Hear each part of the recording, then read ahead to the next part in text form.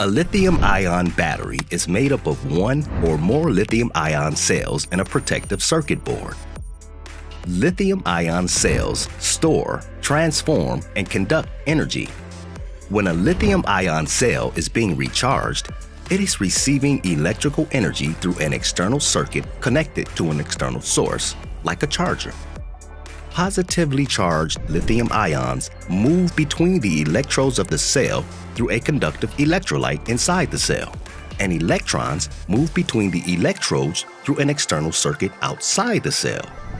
The movement of electrons and ions in the battery and circuit transforms electrical energy into electrochemical potential energy that can be stored in the cell. When the cell discharges energy to a device, it does so by converting this stored electrochemical energy into electrical energy. During discharge, lithium ions are released by the anode and received by the cathode. When the battery charges, the opposite occurs. The cathode releases lithium ions and the anode receives them.